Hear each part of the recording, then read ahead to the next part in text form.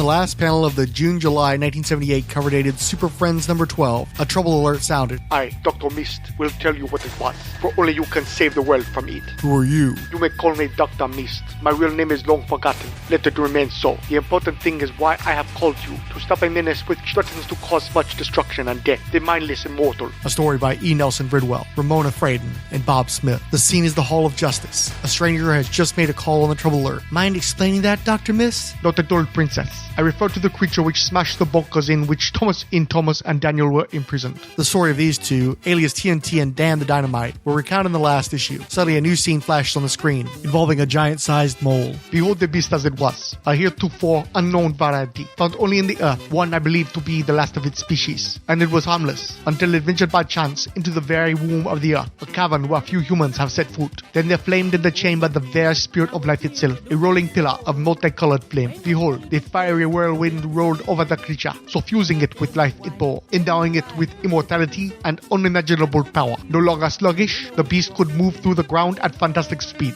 for its new powers, working on blind instinct, smashed even the hardest stone in its path. That explains how they demolished those bunkers with its 10-foot thick concrete walls. Yes, Batman, and moving at that speed, it can, in time, work great harm to the entire world. It could undermine whole cities, drill through major earth faults, and trigger widespread quakes. Yet it is not malicious. It is virtually mindless. Still, operating solely on instinct, it could wreck the globe. Hold on, mister. Where did you photograph that? You have movies that'd cop an Oscar for special effects. Nay, Robin, I use no cameras, for I need none. What I show you, I show. The mind has powers which you have never imagined. But hearken, the creature is still located in your own southwest. It has lain dormant for days. Now it stirs once more. You must stop it. Perhaps you don't mind telling us how to stop this immortal, incredibly powerful beast. That is for you to decide, but I have calculated that it will move toward the east, surfacing at 3 points: Death Valley, the Grand Canyon, and Carlsbad Caverns. Here is where you must bring the creature. My home within this rock on the east side of Africa. Near a verdant forest were 2 large cliffs, and on the face of one of those great gray craggy rocks was an actual face. A face not unlike Dr. Mist's, but scouring with hatred and anger. Regardless of their concerns about Dr. Mist, the Super Friends set out to stop this giant immortal mole creature. In Death Valley, it got past Wonder Woman and Robin, the Boy Wonder. At the Grand Canyon, it gave the slip to Superman and Aquaman. It was ultimately up to Batman, Zan, and Jaina at Carlsbad Caverns to think their way around the giant mole and put it on ice. So a short time later, 2 amazing aircraft set down on the promontory near the Great Stone Head, Dr. Mist's mountain home in Africa. And soon they came around the mountain to meet the living model for the mighty monument. Nice going, Dr. Mist. You had it figured perfectly. But your task is not done, Superman. You must take the creature to the place of life. A second bath in the flame will undo the effect of the first. Many miles up the river stands a ruined city in the crater of a dead volcano. I see it. Deep in the mountain beneath it is a place of life.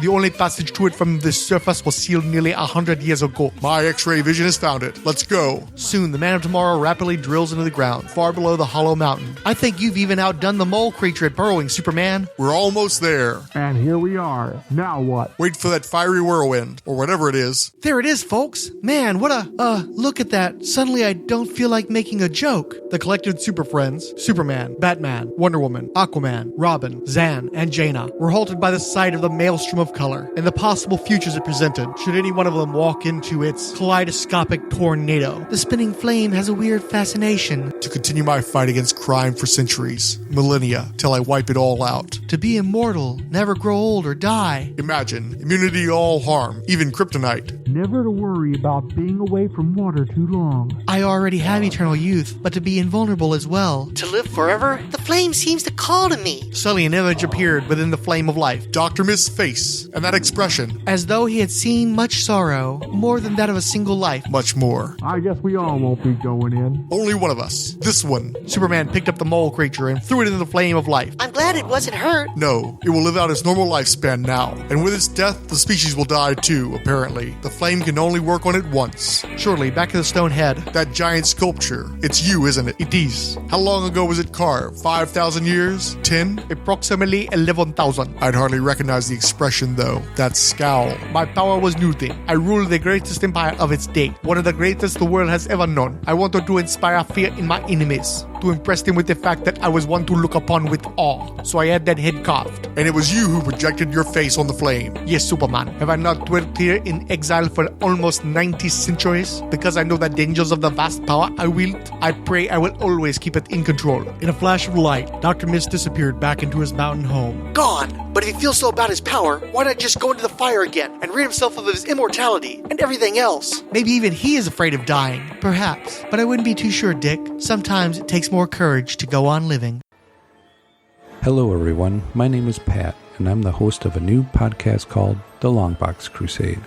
A while back my wife said to me, "Why do you keep buying more comics? I bet you have not even read all the comics you have already." Well, she's right, but let's keep that between you and me. So I took her up on the challenge to read them all. I decided to read my collection of comic books in chronological order by the issue's cover dates. I wanted to relive their adventures and bring back the memories I had of my childhood in the late 70s, 80s, 90s, and beyond. My collection has been stashed away in over 20 plus long boxes in the basement.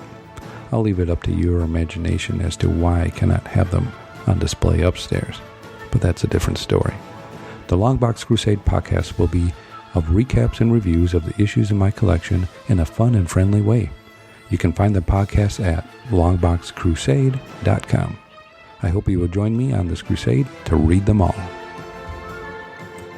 Dr. Mist next appeared in the June 1981 cover dated Super Friends number 45, where it was revealed that Dr. Mist was the founder and first king of a great empire now forgotten, Imperial Corps. This was the first instance of Dr. Mist gathering an international team of heroes to battle a threat even the Super Friends couldn't defeat on their own. In this case, the Conqueror. In an uncommon instance of a Super Friends story carrying on for 2 issues, the Conqueror's ultimate gambit was revealed to be attacking Dr. Mist himself. The Conqueror determined that the greatest concentration of sheer power on Earth resided within Dr. Mist, and he planned to steal it away from the being. The Super Friends and international heroes were unable to stop him in this instance. So ultimately, it was Dr. Mist himself who defeated this menace, proving again his extraordinary might. Dr. Mist was introduced into the core DC continuity in the June 1982 cover dated DC Comics Presents number 46, which reestablished his relationship with Superman and reiterated much of the story that we knew about him so far. In this story, it was revealed that one of Dr. Mist's enemies was around for the sinking of Atlantis, but Mist specifies that that was a bit before his time. It was only centuries later, when Mist reigned in Core, that he battled and ultimately defeated the sorcerer Thalmar. However, in modern times, Thalmar returned, and with his ability to see a short distance into the future, Dr. Mist determined that he needed Superman and the international heroes to stop this menace. It was in this story that those international heroes were given a formal name, the Global Guardians, and this name was bestowed because Dr. Mist intended to continue to use this group for future adventures. However, the Global Guardians only made a scant few appearances within the post-crisis sphere of DC continuity before the group was disbanded in order to make way for the Justice League International. Hello, podcast listener. My name is Russell Bragg, and I host a podcast called the DC Comics Presents Show. Every episode, I talk about the DC Comics Presents comic, starring Superman. I will be detailing all 97 issues, plus the 4 annuals. I will be spotlighting the DC character that Superman teams up with, plus I will be looking at the comic spinner rack to see what other comic books were on sale. So join me, Russell Bragg, for each exciting episode of the DC Comics Presents Show. Please go to the show's website at www.dccpshow.com for more information. That's DCCPSHOW. Dr. Mist's next major appearance as a soloist was in the June 1988 cover dated Secret Origins number 27, though you wouldn't know it from the cover on which he did not appear. Instead, he was shoehorned into a double origin story for Giuseppe and Zatanna Zatara. The sorceress Zatanna had found herself in a plot initiated by Felix Faust, a noted mage who had battled the Justice League of America in their earlier adventures. Faust had captured Dr. Mist and bound him to a pole. He told Zatanna that Dr. Mist's name was Nomo. You'll forgive him if he doesn't bow. Faust cast a spell that projected Zatanna into the mind of Nomo, a man who has lived 7,000 years. I think it's always best to hear a story firsthand. Ha ha ha ha ha! It all began in the year 5000 BC. It was an age of triumph, of trumpeting fanfare. My name is Dr. Mist, although I was then known as Nomo, wizard king of the mighty African empire of Kor. My source of power, and that of my entire kingdom, was a burning enigma that we called the Flame of Life. Its songs solved our problems, cured our illnesses, and answered all of our questions. It was a living God, and I was its chosen disciple. enjoyable. And yet, despite all our happiness and prosperity, I feared that one day something would come along to spoil it all. One day, something did. Nomo was literally stabbed in the back by Felix Faust, who wished to become the new disciple of the Flame of Life. Flame, come to me. This time, I ask for your full power. Give me the means to revenge myself against my enemy. He must pay for his crime. Give me the power to punish him. Make me supreme. You? It can't be. You're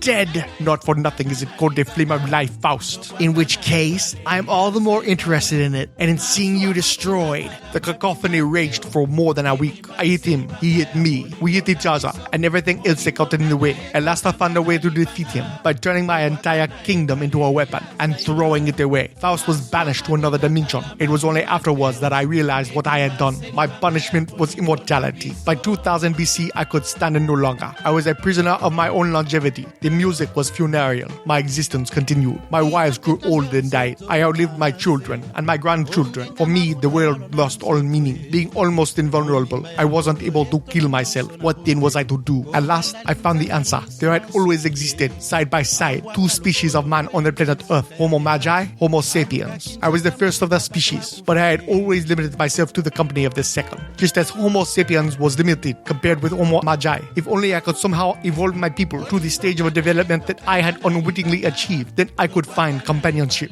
I set to work immediately. First, I used the power of the Flame of Life to create a number of magical jewels, the Stones of Life. These gems would become the catalysts of change. Then I gave the stones to a group of disciples I handpicked and trained from among the ranks of Homo Magi. I was careful not to become too attached to this initial group. I knew that none of them would live more than 3 or 4 centuries at most. I waited and watched as the stones passed from hand to hand, every stop along the way, bringing me closer to my goal. It wasn't just companionship anymore. I had once been part of a perfect society. I wanted that back again. So when the time seemed right, I gathered together most of my new charges and led them to the site of a hidden city in northern Turkey. They were the Homo Magi, and I welcomed them home. The others were my most special cases, and further the progress of Homo sapiens. Marco Polo journeyed to the Orient and returned with a book filled with arcane knowledge. Inspired by Polo's memoirs, Christopher Columbus discovered the New World. Vasco da Gama, another Polo devotee, found a sea route to India. Joseph Balsamo, the alchemist and Freemason known as Cagliostro, played a crucial role in the downfall of the French monarchy. Balsamo was a direct descendant of my most famous disciple, the man who translated Polo's Book of Spells into his own backward-reading language, Leonardo da Vinci. Balsamo also played a vital role in the American Revolution, advising Jefferson, Thomas Paine, and Benjamin Franklin. And finally, I was content. The Homo sapiens nearly equaled with the Homo Magi. Balance, harmony, because I had recreated the world in my image, or should I say my self-image. World War I came in and completed the picture. Where had I gone wrong? I was reliving my battle with Faust. What I could not know was that Faust had returned from the mystical realm I flung him into. He was called back by a madman and by a piece of music. The madman was the Kandrash. The music, Wagner's March of the Valkyries. Physically and emotionally starved from his long exile, Felix Faust devoured them both. This left me to ponder the course I should take in reaction to these new developments. I could now plainly see that the aggression Faust had triggered in me was common in all men, sapiens and magi alike. I decided that this violence had to be countered before it swept away all of my accomplishments. If the world was full of villains, there seemed only one solution, so I did the obvious. I created heroes, directly or indirectly. Dr. Occult, Sorgon the Sorcerer, and most promising of all, the descendant of Leonardo da Vinci and Cagliostro, who, in the end, was best known by his stage name, your father Zatanna. Zatara, master of magic. Dr. Miss was said to have led Zatara in the ways of magic, to learning true sorcery, and of helping to guide the way out of the World War II era into the age of peace that followed. I was at an impasse. I couldn't think of what else to do, so I composed more superheroes, called them the Global Guardians. Then I entered politics. After Congress's red baiting forced the Justice Society to disband in early 1951, I replaced them with my new group, permanently stationed in the headquarters known as the Dome. And so came the precursors to the Global Guardians and the Guardians themselves, followed by the formation of the Justice League of America, who at one point brought in Zatanna to join their ranks. Zatanna was apparently the end product of Dr. Mist's centuries of sculpting, history, and the lives of magic users. Apparently, not only had Dr. Mist been shaping humanity to be more to his liking, but he had also been trying to craft his own perfect mate, who appeared to be Zatanna, which leads us back to the present, where Felix Faust has trapped Zatanna and Dr. Mist in hope of gaining access to the location of the Flame of Life. Our friend knows where it's kept, but his mind is impregnable to enemies, of which I am considered number one. But you were afforded access. You know all that he knows, and your skull's not such a hard nut to crack. Zatanna and Faust engaged in mystical combat, wherein the Princess of Prestigitation found herself barely warding off two boulders. Faust, leave her alone. This is between you and me. Fine. Just tell me where the flame is and I'll stop. You know that I can't do that. The flame or the girl, Doctor. That's your choice. The flame or the girl. He can't give up the flame, Faust, because it doesn't exist anymore. He's consumed the flame, abused its power, and gotten mad as a result. She's right. All of my wild claims were illusions. I am no omnipotent sorcerer. All that I gained from the flame of life, immortality, but no true power. You wouldn't step forth. I was afraid to. I was not worthy of Zatanna's companionship. I am but a simple tune. She is a symphony. Zatanna briefly appeared to be crushed between the two boulders. Is. In a show of power, Zatanna emerged from the rubble, garbed in a new and short-lived outfit. Zatanna has shown me the way, Faust. I was a fool not to realize sooner that the conductor also plays a valuable role in the performance of music. You seek the flame of life, but its music will always be too delicate for your ears to hear. You are forever denied this song. Through Zatanna's power, Felix Faust appeared to be banished, though he threatened that he would return, and the flame of life would ultimately be his. A Symphony of Shadows, The Secret Origins of Zatara and Zatanna, was plotted by Eric Weiss, penciled by Tom Artis, dialogue by Robert Warren Fleming, inked by P. Craig Russell, and edited by Mark Waid. Hi, I'm Kyle Benning, and I love comics. In fact, I love them so much that I ramble on about them on a number of podcasts, all on one feed, found under the King Size Comics Giant Size Fun banner. I talk about comics with extra page counts, like Treasury Comics, Prestige format books, DC's Dollar Comics, Marvel's Giant Size Specials and King Sized Annuals, and much, much more. I also love to talk about DC's Crisis on Multiple Earth crossovers, free comics from special promos, Free Comic Book Day, Star Wars, my life as a Teenage Mutant Ninja Turtles fan, random comic book back issues, and many other elements of geek culture that happen to strike my fancy. There's new content usually dropping at least once a week, and it's all found on one feed. You can subscribe via iTunes. Just search for King Size Comics Giant Size Fun in the iTunes Store or podcast app on your iPhone. Otherwise, you can follow the podcast at the King Size Comics Giant Size Fun blog headquarters, available at www.kingsizecomicsgiantsizefun.blogspot.com.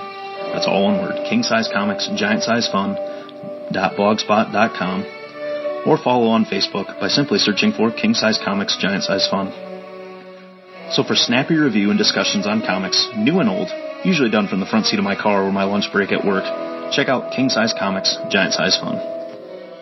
I've never read any H. Rider Haggard, and only know his work through terrible adaptations like the Richard Chamberlain, Alan Quartermain movies. In advance of rereading this issue of Secret Origins, I jumped down a wiki hole of the She books, never realizing the massive impact of Aisha on fantasy literature. None of this has anything significant to do with Dr. Mist, though, since illusions aside, he's a comic book character rather than a literary one. According to his Wikipedia entry, Dr. Mist was created by E. Nelson Bridwell and Ramona Fraden, and was based on both the Guardian of the Gate and the character of King Newt introduced in Chapter 18 of Wisdom's Daughter by H. Rider Haggard. Although I'm pretty sure that they didn't have superpowered sorcerers running around in those novels of the late 19th century. And while I was just an offhand comment in an issue of Super Friends, I'd always heard about Dr. Mist's reputation of being one of the most powerful beings in the DC universe. It always stuck in my head that he should be a premier super being if there was any truth to that at all. I like his look and his status as Africa's mystical protector. Plus, I absolutely adore the concept of the Global Guardians. If not their execution, or executions, since these guys seem to die if you sneeze in their general direction, a common malady of international super teams. Dr. Mist's Secret Origins appearance seemed to have marked the ruination of the character, but I've still read him in odd places like Primal Force and rooted for Reclamation. Hey, maybe Nomo just plain isn't the real Dr. Mist, and we can chuck this whole thing as a fraud. When a story opens with Dr. Mist barely dressed in tribal wear, bound like an extra in Roots, my initial impression is this is screwed, and I want to kick the butt of any responsible parties. I like Bob Fleming when he's providing dialogue over Keith Giffen plots, especially on fourth wall breaking extra canonical comedy, but he never sits well with me solo, especially his execrable later issues of Eclipso. Combined with Roy Thomas's well-documented predilections, I hate this origin story with a passion. Once again, the dark-skinned hero is given dark motivations that would be considered beneath his Caucasian contemporaries. Nomo is initially taken out like a punk without putting up a fight, and thirsty revenge claims all the power of the Flame of Life for himself while literally destroying an entire advanced civilization for his selfish pursuit. So much anger in my heart right now. Further, what the hell is Felix Faust doing here? Here's an idea. Let's have a prehistorically correct non-white adversary who's supposedly unknown to Zatanna, who created a Vex Dr. Mist Mist across the millennia instead of a well-known modern-day JLA foil previously documented to have taken his name from a 16th century legend, plus Felix originating in the period of the Roman Empire besides. Among a readership made up largely of European descendants, the easiest explanation for why fanboys never heard much about Dr. Mist is simply that he did his thing in Africa. But no, he's got to be an integrationist who traveled all over the world creating a rainbow coalition of magic users that was lost to history because it was all part of a self-centered mysticalmatch.com profile while he waited for winks in seclusion. Cue my aneurysm.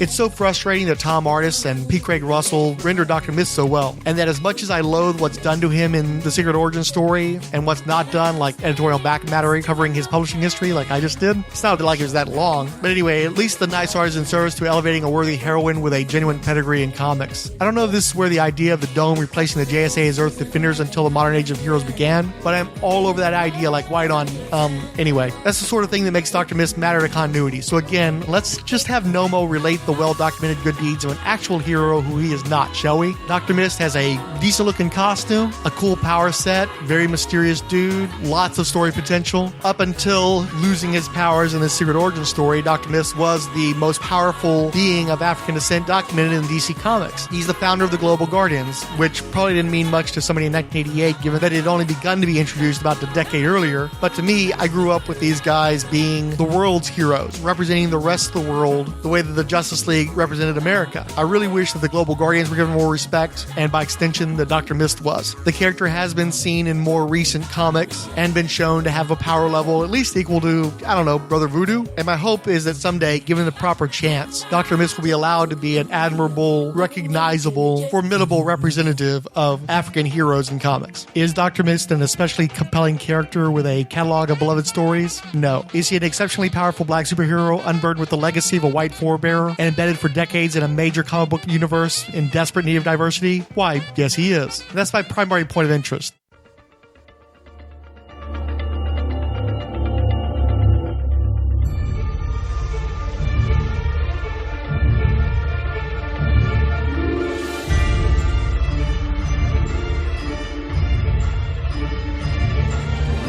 Hello listeners, I am Dr. G, the man of nerdology. I am the host of the Secret Sagas of the Multiverse, part of the Pulp to Pixel podcasts.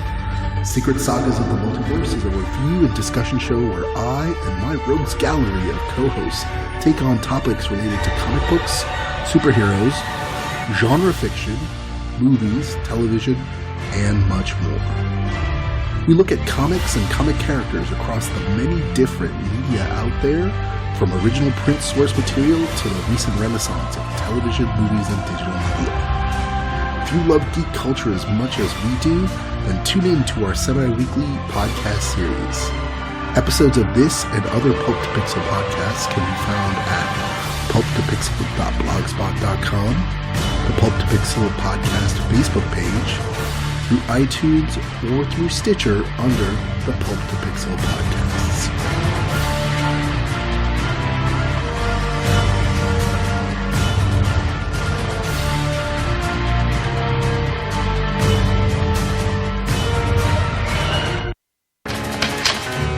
Man, you come right out of a comic book.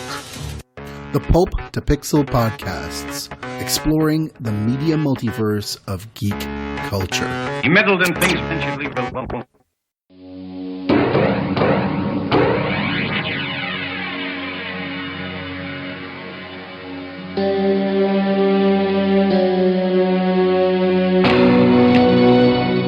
If you enjoyed the undercurrent music from this week's episode, please legally download Stay Forever by Prince Nico Mubarga, Magic Stones by Peter Winter, Maze by Tabbouleh, and Voodoo Child by Angelique Kidjo.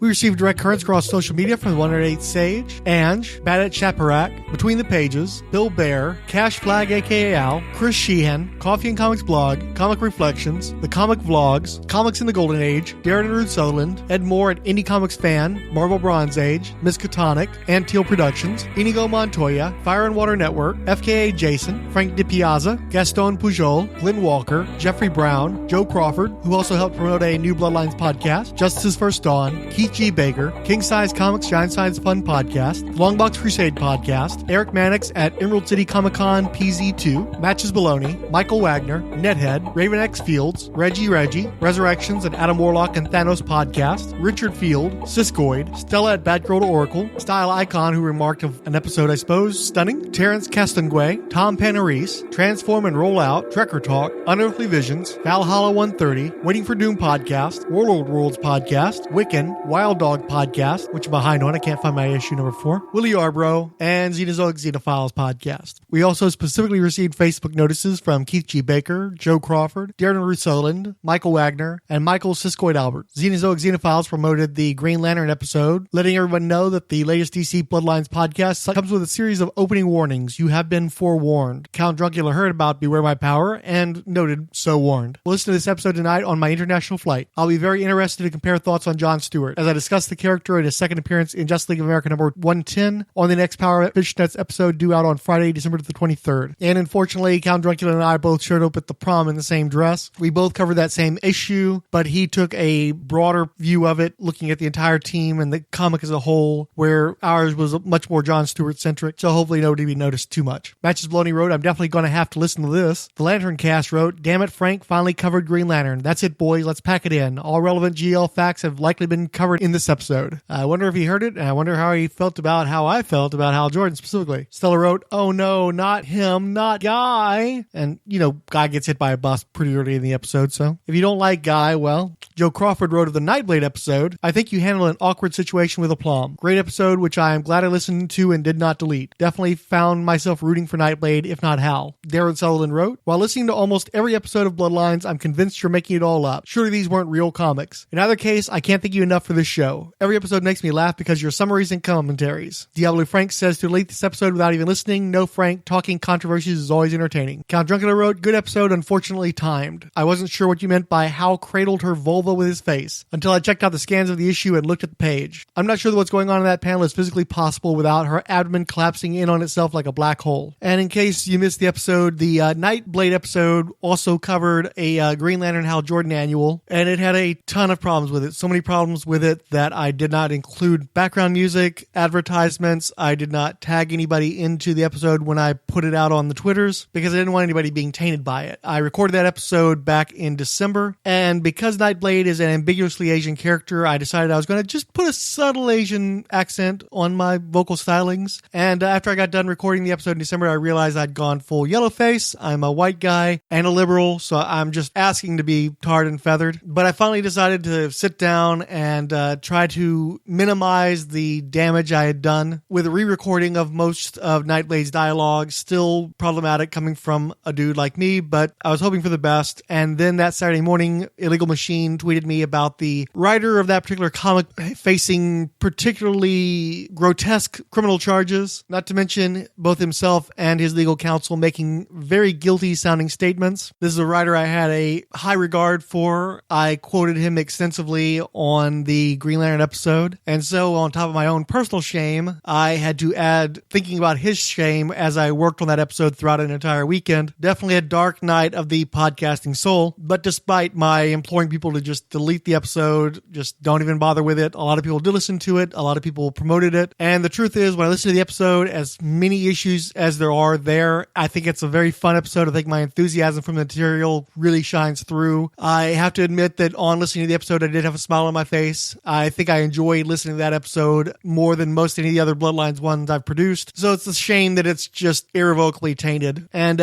just a forewarning, I'm currently planning about 3 more episodes in this season of Bloodlines before taking a deserved hiatus. At least 2 of those episodes will feature Asian characters, and at least one of the episodes will be written by the aforementioned writer, so pray for me, why don't you? Anyway, moving on to the Green Fury episode, Count Druncula wrote, fun audio drama. Just as First Dawn noted, globally guarding before it was even cool. At Rolled Spine, they rule. Keith G. Baker wrote, this can't be a coincidence, right? You fellas planned this. And it just so happened that the day that the Green Flame episode came out, it was announced that the same character, better known as Fire of the Justice League International, would be appearing on the NBC sitcom Powerless. I offered Keith a smart-ass reply, but it was total serendipity that those 2 events happened on the same day. That was another fun episode to listen to, an absolute bear to produce. I thought that just having 2 people providing voices wouldn't make an audio drama feel like slow torture to produce, forgetting how long it takes to find sound effects and audio files and do all that pitch shifting and then take various recordings and put them together in the right sequences. And I got to remember that the next time I try to do one of those audio dramas. I think the last time I did one was like 8 minutes worth of the Captain America origin story in the Marvel Superheroes podcast episode 50. And this episode was like 3 times as long.